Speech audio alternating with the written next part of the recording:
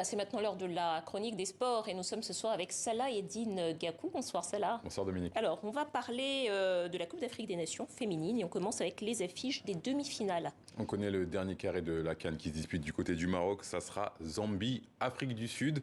Match lundi à 17h temps universel. Et Maroc-Nigeria, coup d'envoi à 20h temps universel lundi également. Et à noter que ces 4 nations sont d'ores et déjà qualifiées pour la Coupe du Monde 2023 qui se déroulera en Australie et en Nouvelle-Zélande. Oui, voilà, justement, il reste une petite chance de qualification pour ce mondial pour 4 pays. Exactement, les vaincus des quarts de finale auront une chance de se relancer avec un match dimanche soir, avec 2 matchs dimanche soir, Cameroun, Botswana et Sénégal, Tunisie.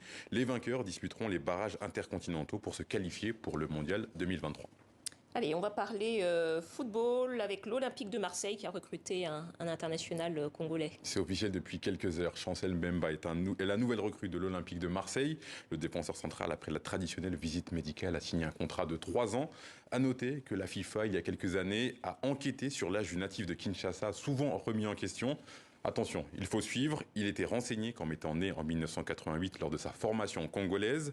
Lors d'un match de qualification pour la CAN en 2011, on l'a annoncé comme né en 1991.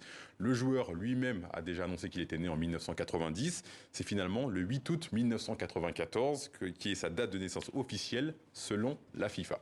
Bon, donc on ne sait pas en clair. Bon, autre info au football, Seko Fofana qui est de retour chez les éléphants de Côte d'Ivoire. Son dernier match remontait à novembre 2019 avec la Côte d'Ivoire. Et en septembre dernier, le joueur de Lens avait décliné la convocation de la sélection ivoirienne pour se concentrer sur ses performances en club.